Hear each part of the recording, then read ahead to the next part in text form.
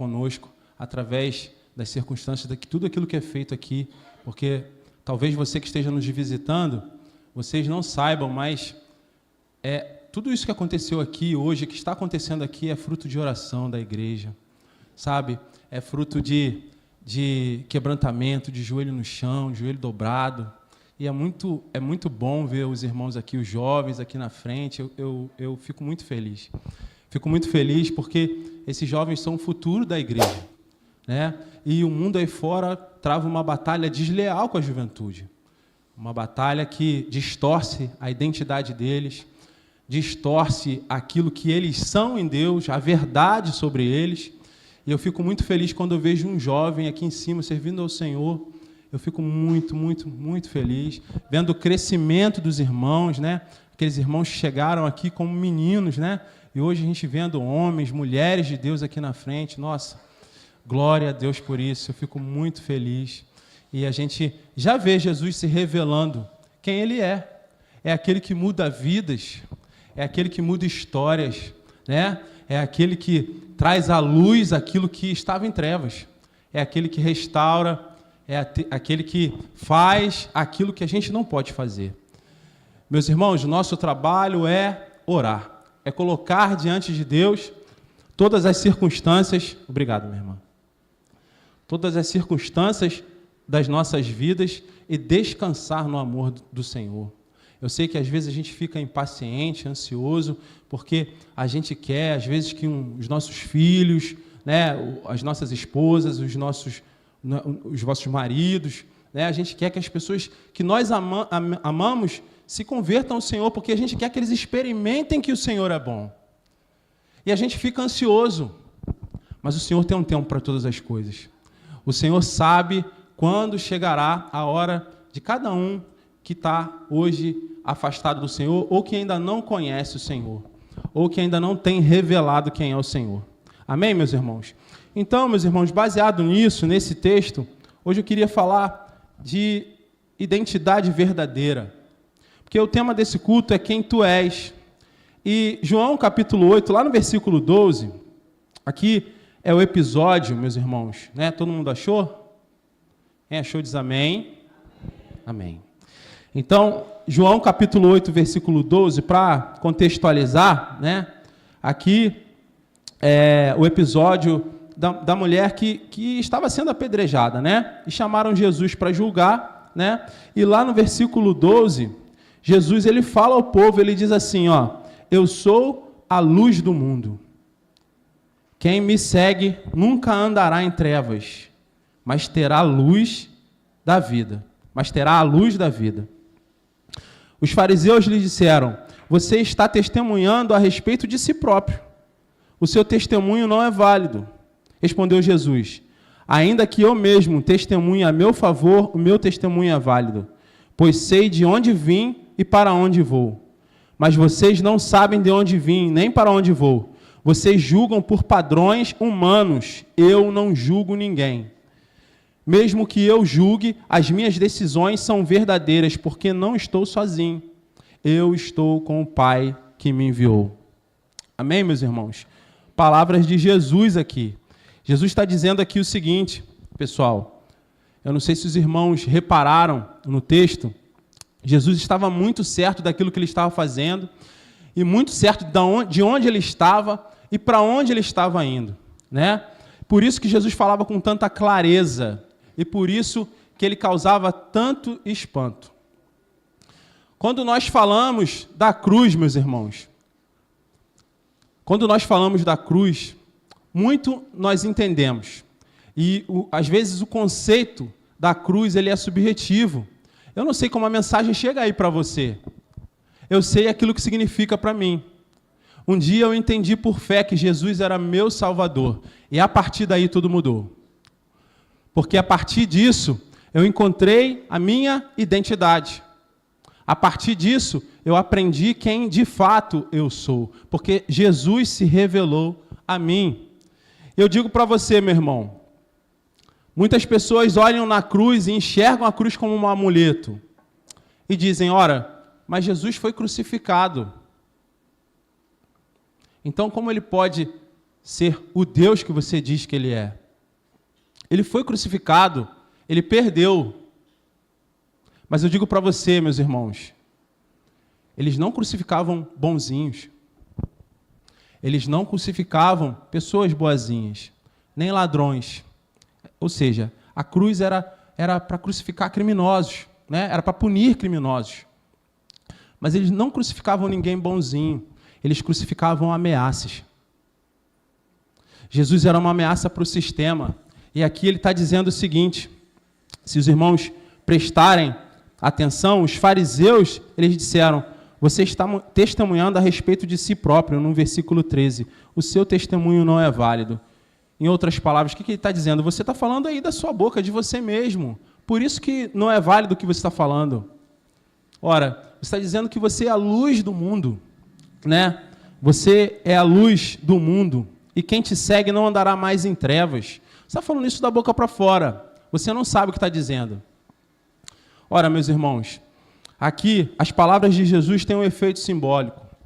A Bíblia, quando fala de luz, ela está querendo dizer algo chegado, equivalente à sabedoria, conhecimento. Então, o que Jesus está dizendo para a gente aqui? Olha, eu sou o conhecimento do mundo, eu sou a sabedoria do mundo.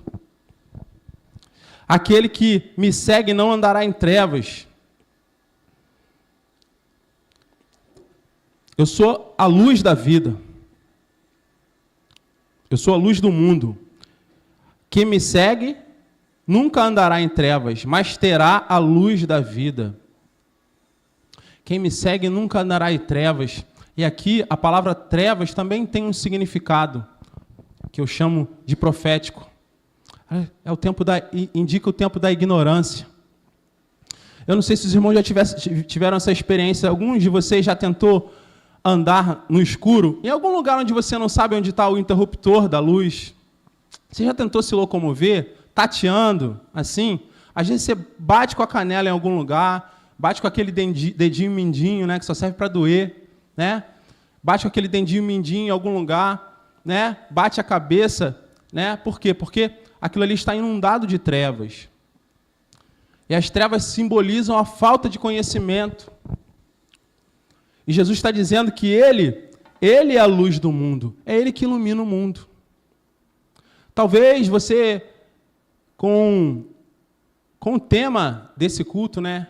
Quem tu és, talvez você tenha uma imagem, um outro significado de quem é Jesus para você. Quem é Jesus para você, meu irmão? Quem é Jesus para você, minha irmã? O que você veio buscar aqui essa noite? Quem é Jesus? É só uma fábula? É só uma história que te contaram? Definir Jesus é algo, de fato, muito difícil. Mas, outro dia, eu ouvi uma definição espontânea sobre quem Jesus é, e eu gostei muito, porque era uma definição tão espontânea, e mesmo sendo simples e espontânea, detinha tanto conhecimento e tanto sabedoria, típico do Espírito Santo de Deus. Às vezes, o Espírito Santo de Deus, ele fala através de pessoas, e nos fala aquilo que nós precisamos ouvir, aquilo que está, às vezes, enuviado para nós, aquilo que não está claro. E eu ouvi, Jesus é o centro de todas as coisas, é Ele que mantém tudo funcionando. Ele estava lá na criação e tudo aquilo que foi feito por intermédio dele. Sem Ele, nada do que foi feito estaria aqui. Ora, meus irmãos, se a gente olhar por esse prisma, vamos perceber que Jesus é tudo, absolutamente tudo. Sabe por quê, meus irmãos? Alguém que mantém tudo isso que nós estamos vendo, tudo isso no mundo, mantém o sol numa distância exata da Terra, para que a Terra não seja torrada. Mantém o seu organismo, mesmo diante de tanta complexidade biológica, funcionando. Se esse ser é o centro de tudo isso, ora, o que ele não pode fazer por nós? Qual a mudança que ele não pode trazer para as nossas vidas? Qual o problema que é grande para ele? Qual a impossibilidade? Jesus é tudo, é absolutamente tudo. Eu creio, meus irmãos, que seria impossível defini-lo aqui essa noite. ainda que eu ficasse durante toda a noite aqui falando. Mas eu digo para você, a Bíblia vai definir Jesus como Filho de Deus. Filho de Deus. Aquele que foi concebido sem pecado, que veio à terra cheio de graça e poder, embora tenha vivido de forma simples aqui, o seu nome é poderoso e está acima de todo nome. O nome de Jesus está acima de qualquer nome. Meus irmãos, Jesus é Deus. E Ele é uma das pessoas da Trindade. Jesus é Deus, Ele é uma pessoa da Trindade. Mas não considerou ser Deus ao que devia se apegar. Ele se esvaziou e se humilhou. E foi obediente até a morte de cruz. E tem um nome que está acima de todo nome, como eu disse. E ao nome de Jesus todo joelho se dobrará e toda língua confessará que Ele é Senhor. Ele é Senhor da minha vida e se você deixar, Ele quer ser o Senhor da sua vida também. Certa vez Jesus disse, por que vocês me chamam Senhor, Senhor, mas não fazem aquilo que eu digo? Muitos de nós, às vezes, dizemos que Jesus é o Senhor das nossas vidas, mas não nos rendemos à vontade dEle. Ora, então Jesus não é o Senhor das nossas vidas. Ele é só uma fábula, uma história, algo que alguém nos contou. E a gente até simpatiza, mas Ele não é Senhor. Ora, um Senhor domina, não é mesmo? Um Senhor é Senhor de fato. Eu quero dizer para você, meus irmãos, que todo joelho se dobrará e toda língua confessará. Não haverá resistência, ainda não há resistência ao nome de Jesus. A única pessoa que pode atrapalhar o nosso relacionamento com Ele e o senhorio dEle nas nossas vidas é aquela pessoa que nós vemos no espelho todos os dias pela manhã. Amém? Então, meus irmãos, Jesus é o caminho, Ele também é a verdade e a vida, e o homem estava separado de Deus pelo pecado, e só pode ser reconciliado através do sacrifício feito por Ele. Para os irmãos verem a importância e a relevância de Jesus para as nossas vidas. Ora, quanto tempo eu vivi, meus irmãos, ignorando essa verdade? Quanto tempo? Mas talvez você esteja se perguntando, mas tá bom, eu sei quem é Jesus, eu já ouvi, eu já vi filmes, eu sei quem é Jesus na minha vida, mas e aí? Como isso encaixa em mim? Como eu ponho isso em prática? Qual é a prática disso na minha vida? Eu digo aos irmãos o seguinte, quando eu conheci Jesus, a primeira coisa que Ele foi me mostrando foi quem eu era. Jesus mostra a você quem de fato você é e mostra a você a sua verdadeira identidade. O tema do culto dessa noite é quem tu és. Conhecer Jesus é fácil. Nós precisamos mergulhar na sua palavra.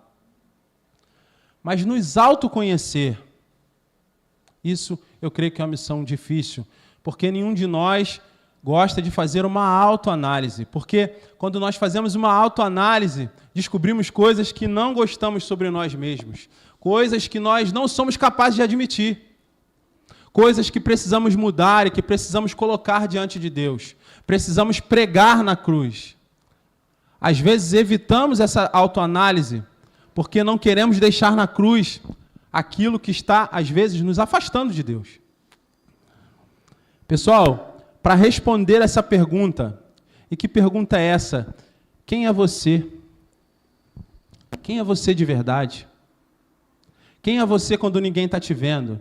Quem é você quando você está no seu quarto, sem ninguém observando você? Quem é você quando você não está sob a supervisão de ninguém? Você sabe responder essa pergunta de forma honesta? Eu digo para você que para responder essa pergunta você tem que conhecer a sua identidade. E aí, pessoal, eu fui no dicionário ver o que significa essa palavra identidade. Porque quando a gente fala de identidade, eu lembro daquele documento que a gente carrega na carteira para um lado e para o outro, para nos identificar. A palavra identidade, ela tem origem latina e ela é formada de um adjetivo idem, né, que significa de o mesmo, né, e do sufixo dade, que é indicador de estado ou qualidade. Essa palavra, né, conduz como uma qualificadora daquilo que é idêntico ou mesmo, sendo, portanto, identificadora de algo que permanece ou não muda. Ou seja, a minha identidade, segundo o dicionário, é algo que permanece em mim ou é imutável, não muda. E talvez se eu perguntasse para você novamente quem você é, você me responderia com as suas características, né? Ora, se você me perguntasse, eu responderia, eu sou o Rodney, né? Eu tenho uma família, né? Eu sou marido, eu sou filho, eu sou pai, né? Eu sou amigo, né?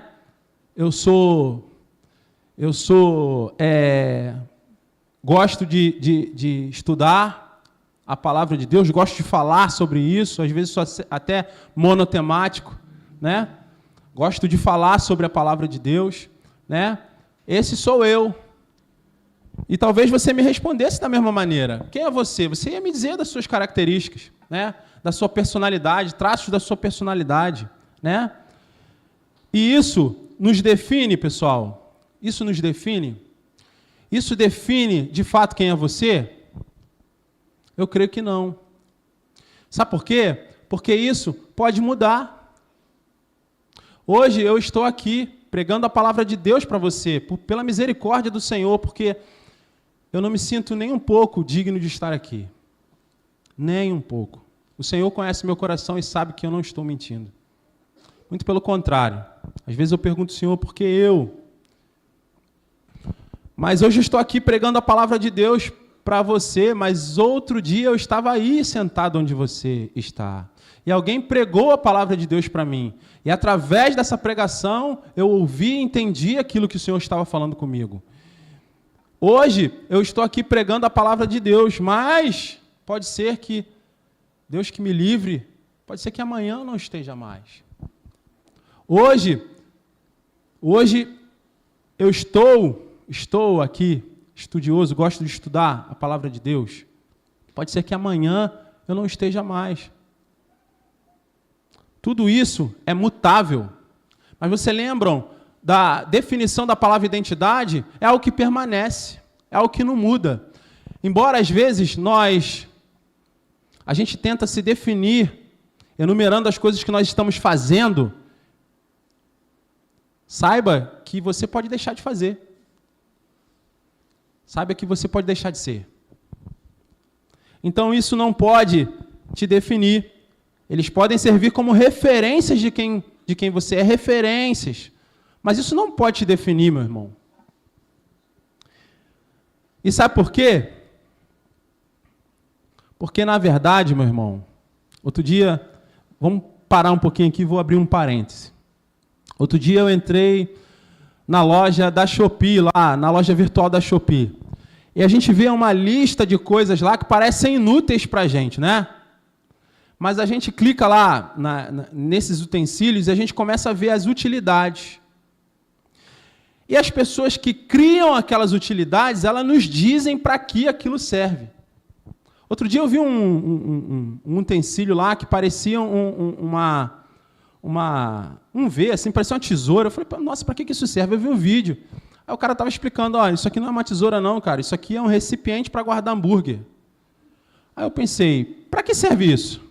Aí ele estava mostrando, olha, quando você compra um hambúrguer, você amassa, às vezes você vai morder a massa e o ketchup espirra por baixo e te suja. Com isso aqui, você vai apertar isso, que você disse que é uma tesoura, parece uma tesoura, né? E não vai espirrar nada. Ora, só quem criou aquilo, aquela bugiganga, pode dizer o que de fato, para que ela serve. Então, meus irmãos, eu digo para você que da mesma forma, só quem te criou pode dizer de verdade quem você é. Só aquele que te fez pode dizer, sem sombra de dúvida, sem margem de erro, quem é você. Porque eu posso te julgar pelo que eu vejo você fazendo, mas isso não te define. Eu posso te julgar pela tua aparência, mas isso também não te define. Eu posso te julgar pelos teus erros, pelas tuas vaciladas, mas isso não te define. Eu também posso te julgar pelos seus méritos, pelas suas qualidades, pelo aquilo que você tem de bom, pelos teus dons espirituais, mas isso também não te define. Porque você é hoje, mas você pode deixar de ser. Nós cantamos aqui, né? Deixa eu ficar neste lugar todos os dias da minha vida. Meus irmãos, essa é a minha oração. Eu peço ao Senhor, Senhor, deixa eu ficar próximo de Ti, perto de Ti. Não permita que eu venha me desviar do Senhor, nem para a esquerda, nem para a direita. O mundo às vezes nos ataca e nos oferece coisas que nos parecem coisas maravilhosas. E às vezes, meus irmãos, parece que nós estamos perdendo tempo aqui na igreja. Parece que nós estamos perdendo tempo vindo aqui de domingo a domingo. E não parece atraente estarmos na presença do Senhor e buscando ao Senhor. Eu não sei se os irmãos já tiveram essa sensação. Parece que nós estamos perdendo tempo, ainda mais os mais jovens, porque eles veem o mundo aí fora e veem aquilo que o mundo os oferece.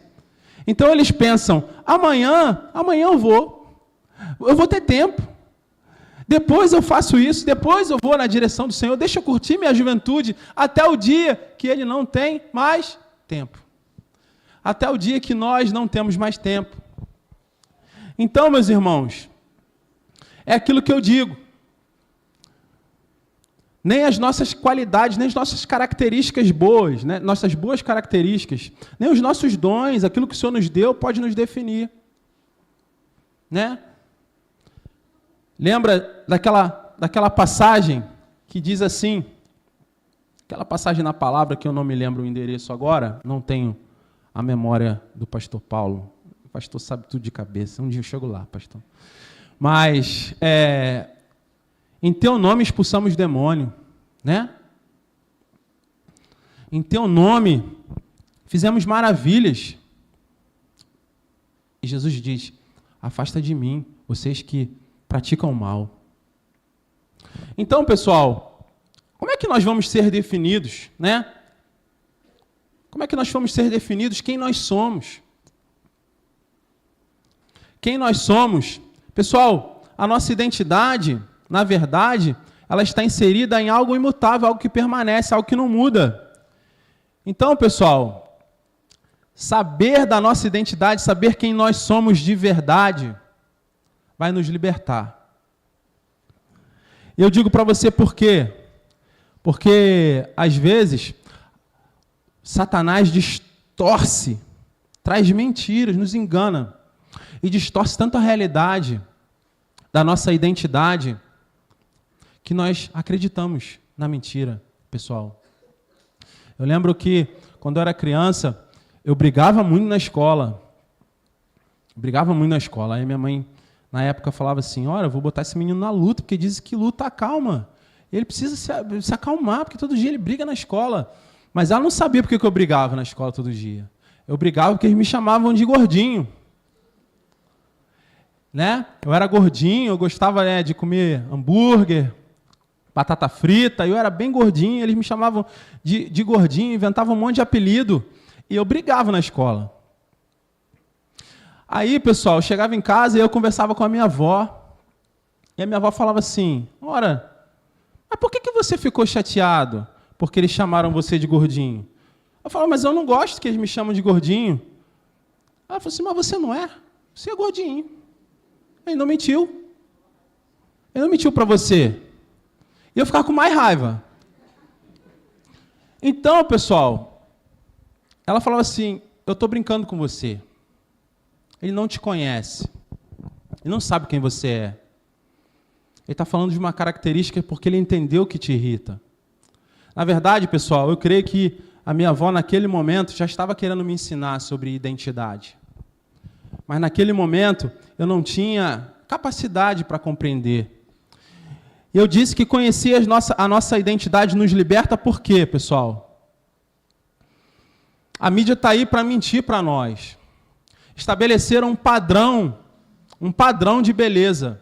Não sei se os irmãos já tiveram contato, né? E aqueles que não obedecem àquele padrão de beleza é considerado feio, é considerado fora da realidade, né? Temos que ser magros, torneados, né?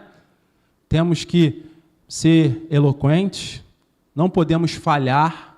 Nossa, quanto mal fazemos às vezes as nossas esposas, porque dissemos a elas que elas não podem falhar, elas têm que dar conta de todas as coisas. Eu digo para você, meus irmãos, que isso é impossível. Quanto mal fizemos para nós mesmos, quando acreditamos na imagem que nos venderam, dizendo o seguinte: ora, você não pode errar. Você já deve ter ouvido isso, ora, homem não chora. Meus irmãos, eu ouvi muito isso quando eu era criança e isso me trouxe um enorme prejuízo emocional. Homem não erra, erra sim. E quando erra, pede perdão, se desculpa, se arrepende. Então, meus irmãos, saber quem nós somos nos liberta.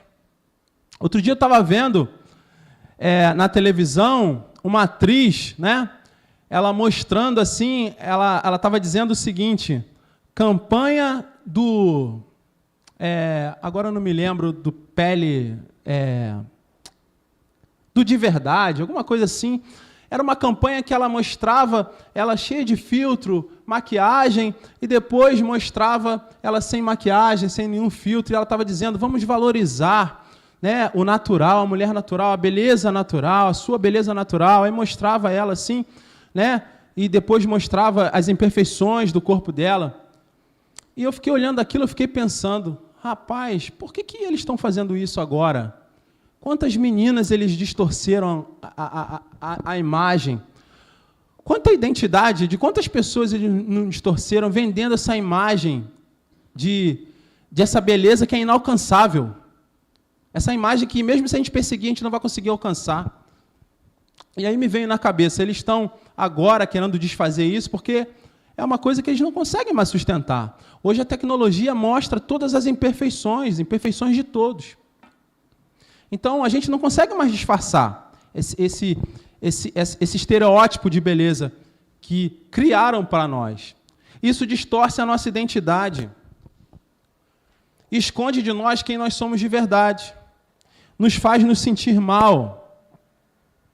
E quem eu sou está diretamente ligado à minha identidade. Meus irmãos, abram, por favor, a Bíblia de vocês, mas não tira desse texto de João, não, que a gente leu. Abre Mateus 16, a gente vai ler o versículo 13 ao 17, né? A gente vai ver uma revelação aqui. Mateus 16.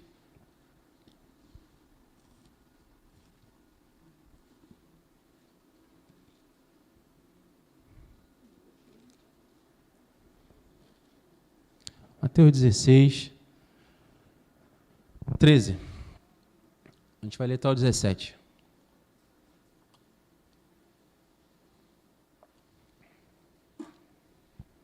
Amém, meus irmãos?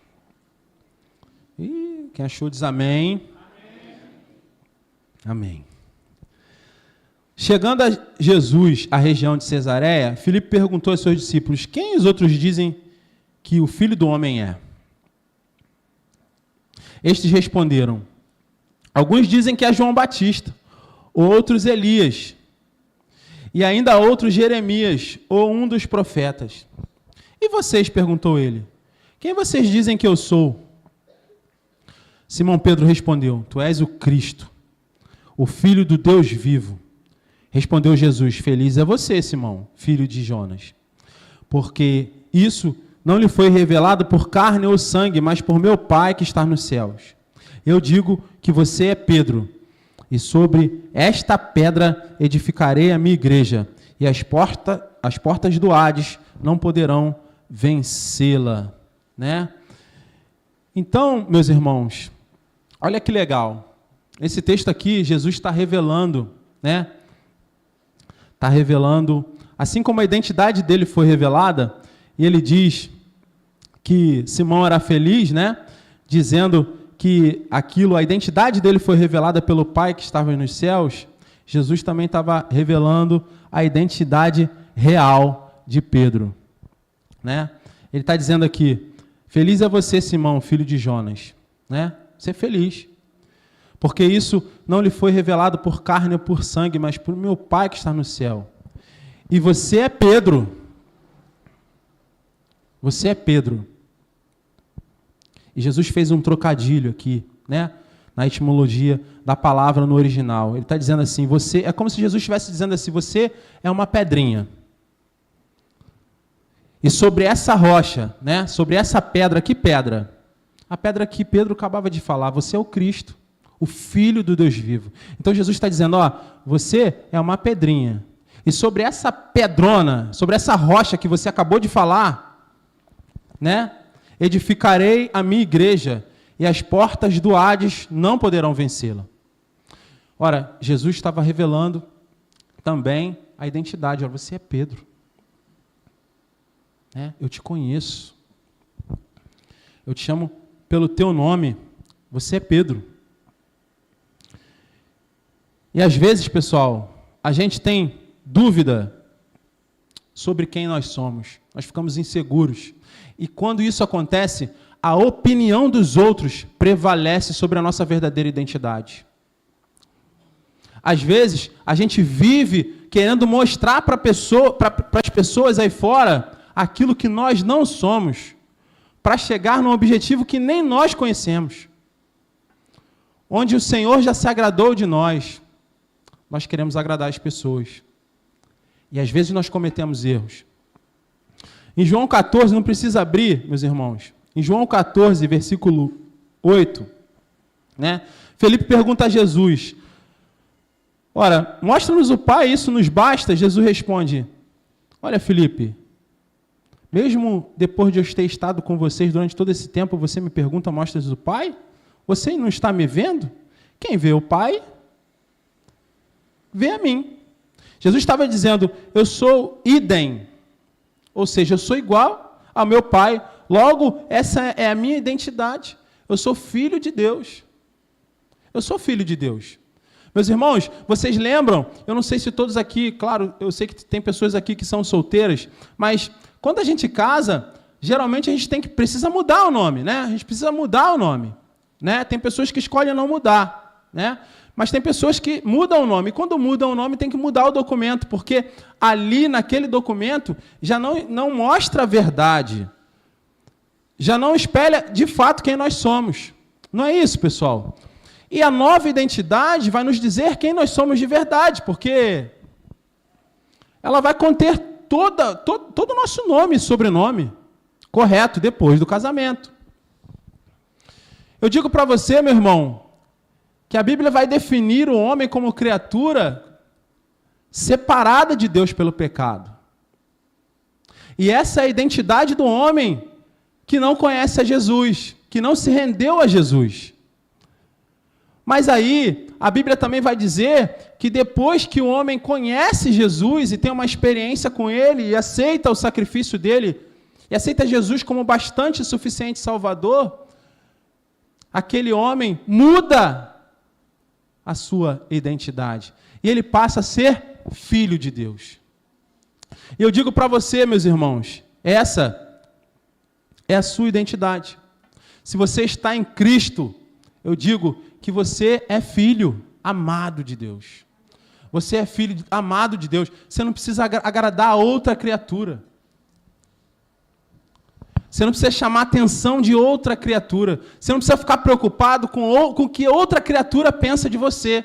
Você precisa ficar preocupado com o que o teu Criador pensa de você.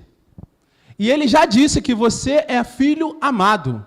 Ele te ama e nada pode te separar desse amor. Nada que você faça, meu irmão, pode fazer Deus te amar mais ou menos. Ele te ama. Ele ama você. E isso não é uma licença para você viver fora daquilo que o Senhor diz que é para você viver. Muito pelo contrário, isso é uma verdade para que você se apegue e não se deixe enganar. Eu sou filho de Deus, eu sou filho do Deus vivo. Se eu estou em Cristo Jesus, se eu estou reconciliado com Deus, eu sou filho amado. Essa é a minha identidade e isso não muda. Você pode se afastar da igreja, meu irmão. Você pode se afastar dos irmãos, você pode se afastar de Deus. Onde você for, a tua identidade vai ser revelada, porque isso não muda. Você, às vezes, se afasta de Deus, mas a presença de Deus, ela não se afasta de você. E, às vezes, você vai a lugares que você sabe que você não deveria ir. E, às vezes, o Senhor, pela misericórdia dEle, permite que você vá. Mas, às vezes, também Ele usa pessoas para te advertir. Você duvida? Isso já aconteceu comigo várias vezes. Então, meus irmãos, a nossa identidade, ela não muda. Ela é imutável. O máximo que pode acontecer é, pelas circunstâncias da vida, em algum momento a gente se deixou enganar e essa identidade ficou distorcida em nós. A gente começou a acreditar em um monte de coisa que não é verdade. Ora, você é filho amado de Deus. Você é filho amado do Deus vivo. Se você está em Cristo Jesus, você é filho amado. Eu não sei se vocês lembram, meus irmãos, da história do filho pródigo, né? O filho pródigo é aquele que tinha tudo, né? O seu pai era abastado, ele tinha tudo, mas um dia ele quis se separar do pai, um dia ele quis a sua herança, né? E ele disse: pai, me dê minha herança, eu quero viver a minha vida. Às vezes nós nos comportamos dessa maneira. E eu creio que o pai, por amor, permitiu. O pai, por amor, permitiu. Toma aqui a sua parte na herança. Vai viver a sua vida do jeito que você quer. Mesmo com o coração apertado, não é mesmo, pessoal? Às vezes, os nossos filhos, enquanto são pequenos, nós os controlamos, nos colocamos debaixo do braço e dizemos para eles aquilo que eles têm que fazer. Mas um dia eles crescem, eles tomam suas próprias decisões e a gente não pode controlá-los. E acontece parecido com o que aconteceu com o filho pródigo. Às vezes, com o coração apertado, a gente, sem concordar, tem que permitir que eles tomem atitudes, que eles tomem decisões, mesmo que às vezes a gente não aprove, porque às vezes eles alcançaram a maioridade, já tem a vida deles. E aí, pessoal, o que aconteceu? Né? Ele viveu a vida do jeito que ele quis, né? Mas um dia o dinheiro acabou.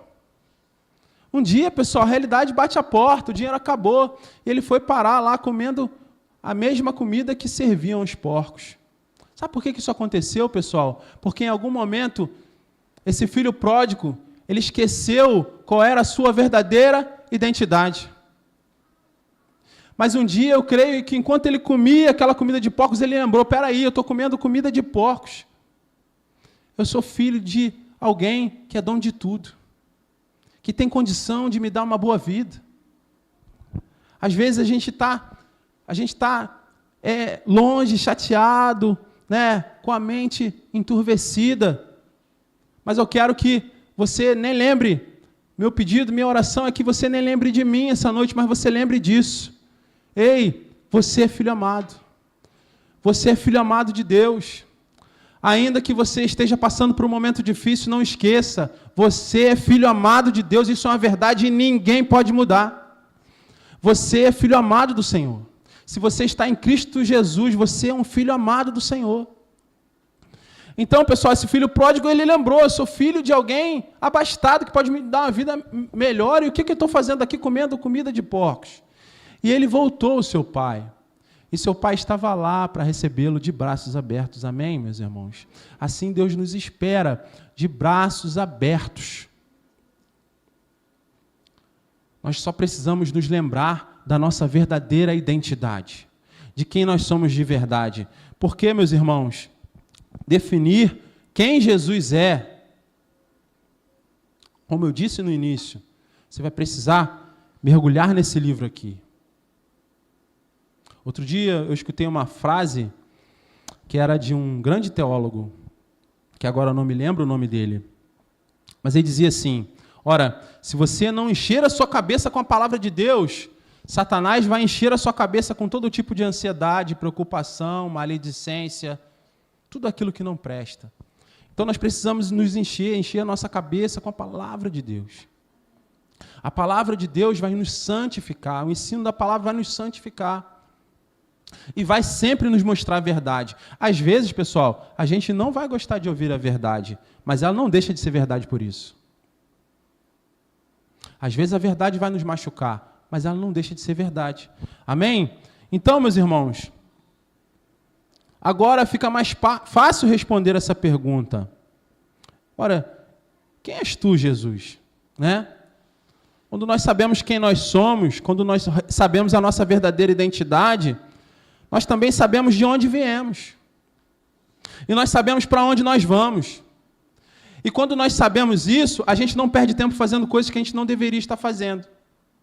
A gente não perde tempo querendo agradar quem a gente não queria, não precisava estar agradando.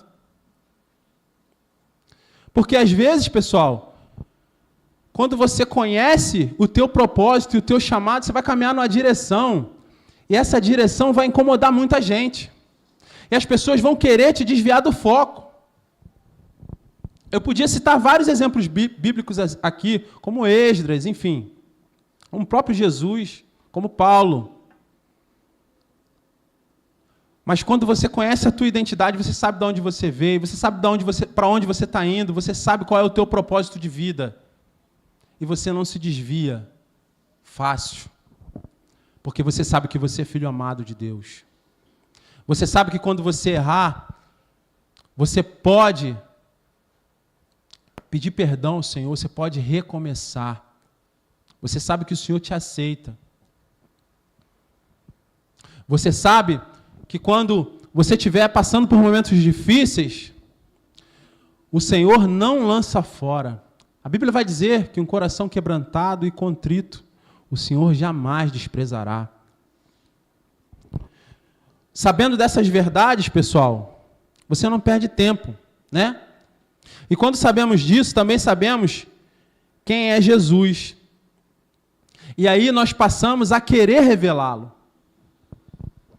Porque nós somos como o nosso Criador, como aquele que nos criou. Isso nos impulsionará a revelá-lo. Talvez, pessoal, como eu falei no início, né? Talvez Jesus para você seja algo diferente daquilo que é para mim. Mas existe um ponto que termina de toda discussão e toda complexidade sobre Jesus. E que ponto é esse? Jesus é Salvador.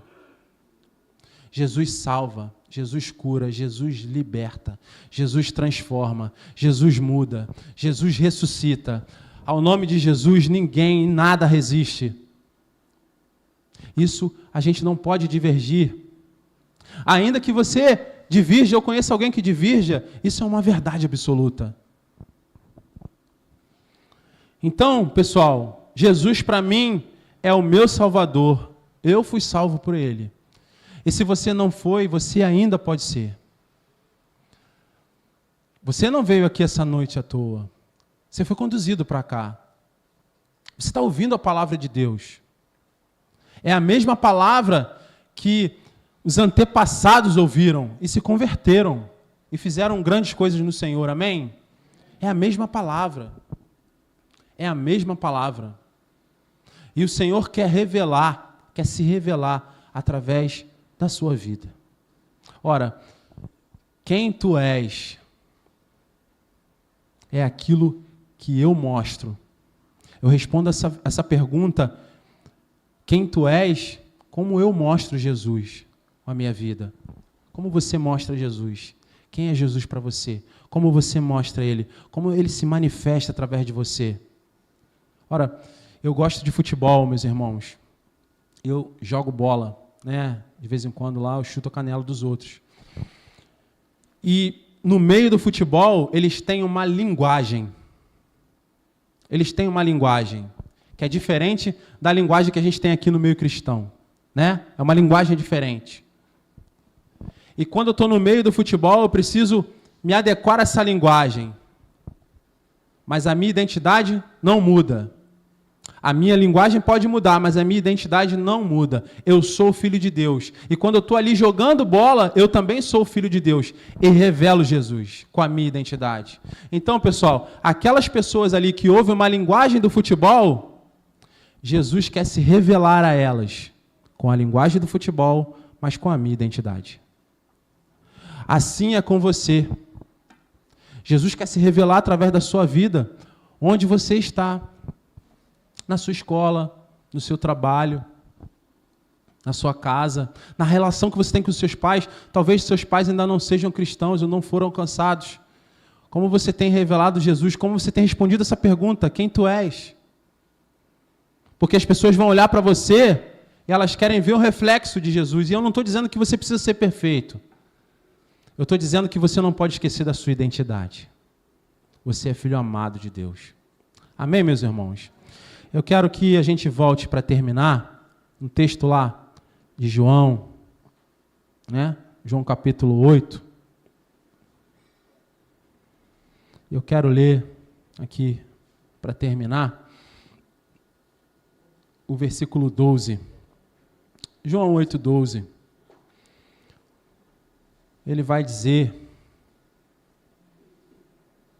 o seguinte, falando novamente ao povo, Jesus disse: eu sou a luz do mundo. Quem me segue nunca andará em trevas, mas terá a luz da vida. Amém, meus irmãos? Meus irmãos, onde a luz chega, as trevas têm que sair. Não existe resistência das trevas à luz, assim como nada resiste ao nome de Jesus. Que esse Jesus revelado, que esse nome poderoso, seja para você essa noite quem Ele é para mim. E que você nunca esqueça da sua identidade, de quem você é de verdade. Você pode andar por vários lugares, fazer várias coisas. Eu te digo que ainda assim você é filho amado de Deus. E nada pode te separar do amor do Senhor. Nada. Nem poderes, nem alturas, nem profundidades, nem qualquer outra criatura pode separar do amor de Deus que está em Cristo Jesus. Essa é a tua identidade. Amém, meus irmãos? Queria pedir que você ficasse de pé. Eu vou chamar aqui o pastor Paulo para fazer a oração.